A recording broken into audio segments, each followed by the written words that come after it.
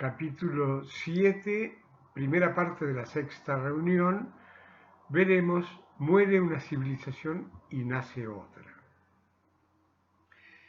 Hemos dedicado 5 encuentros a lo más importante cada uno de nosotros individualmente.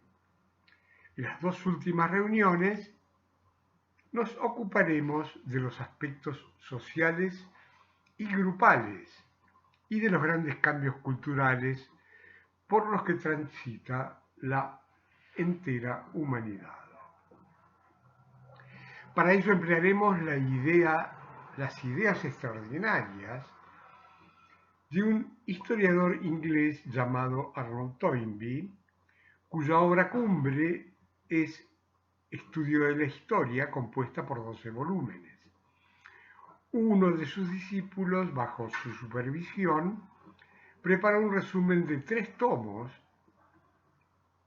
que fue publicado y cuyos puntos más importantes nos hemos permitido resumir en el siguiente gráfico.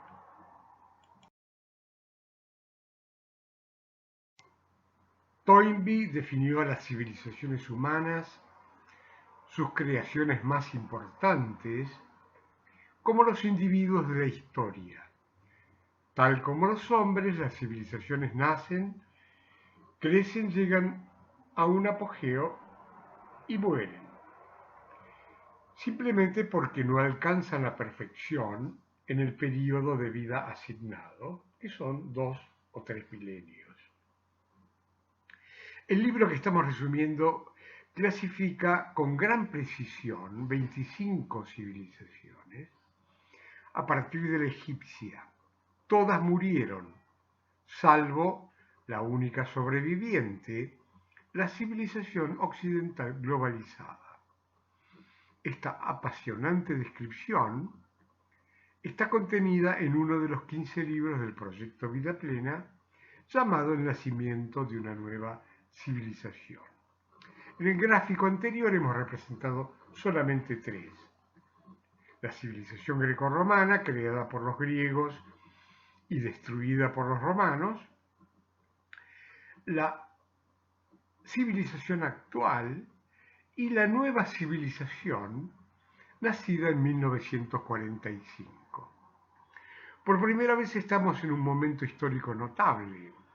Está naciendo una nueva civilización antes que termine de caer la vieja estructura social que ya no le sirve a la humanidad.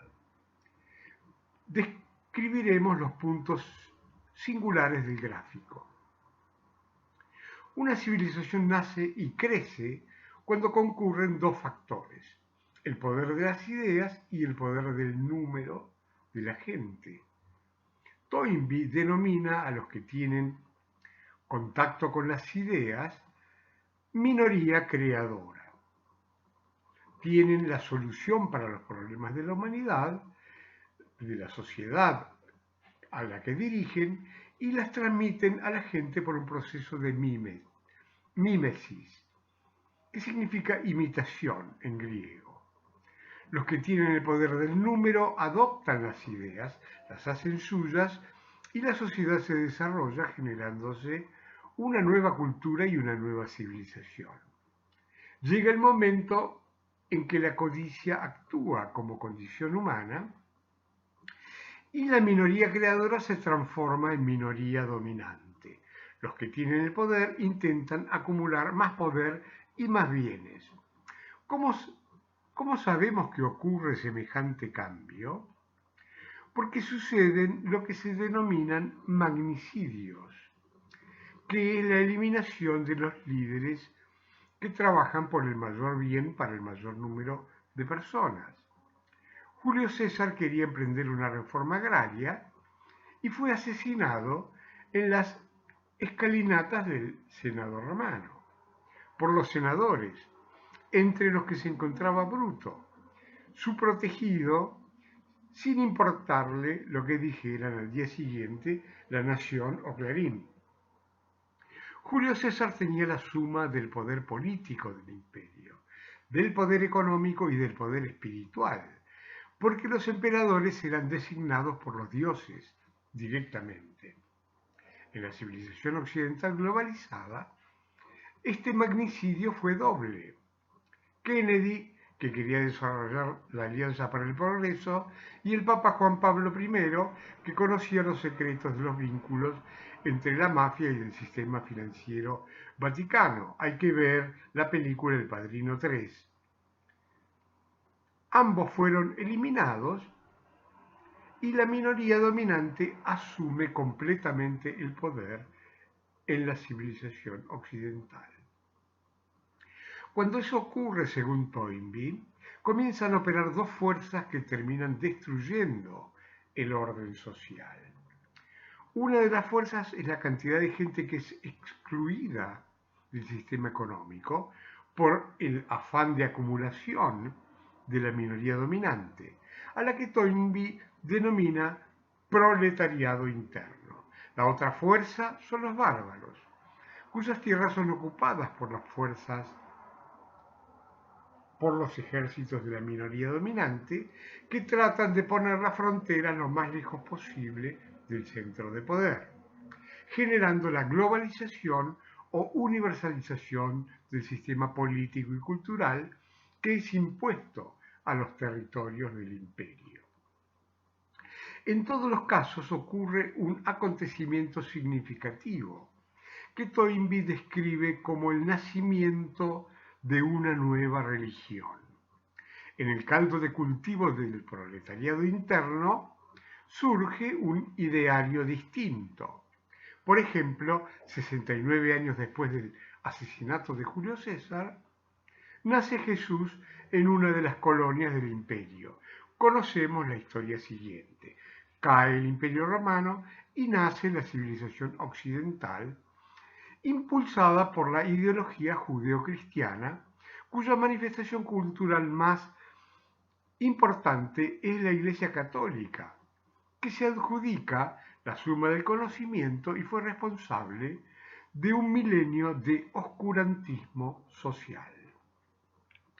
Hasta el año 1500, en el que aparece la Revolución Copernicana, que le quita a la Iglesia el poder sobre los conocimientos astronómicos y nace la ciencia materialista, que impulsa el progreso social con el Renacimiento y la posterior Revolución Industrial, generándose un progreso tecnológico importante.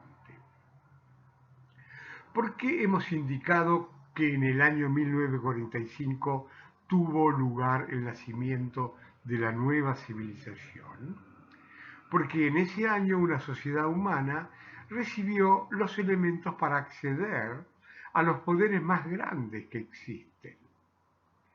El enorme poder oculto en la materia, calculado por Einstein en 1905 y comprobado científicamente en 1945 con la bomba atómica. Y el inconmensurable poder espiritual. En ese año, Cristo anunció a sus discípulos su intención de reaparecer entre los hombres y les dio el método para acceder al poder espiritual por medio de la gran invocación, como forma de acceso que luego se conocería con el nombre de ciencia de la invocación y evocación. Alice Bailey en 1949 con su libro La reaparición de Cristo y el Papa Juan Pablo II en 1996 con su declaración pública que debemos esperar la venida de Cristo. Citamos un artículo que se llama Lo que vendrá por Tomás Eloy Martínez, publicado en el diario La Nación del 15 de diciembre de 1996. La profecía de Juan Pablo II, que fue noticia de primera página en los diarios de todos los países católicos, pasó casi en silencio en los Estados Unidos, a pesar de que el tono con que la echó a rodar el pontífice Juan Pablo II fue inusualmente osado. Hay que estar preparados para la tercera venida de Jesucristo a la tierra. dijo durante su homilía en la iglesia de San Girolamo Emiliani, situada en las afueras de Roma. La primera y segunda venida ya se han cumplido. No podemos saber cuándo sucederá la tercera, pero los fieles debemos velar a la espera de ese gran momento.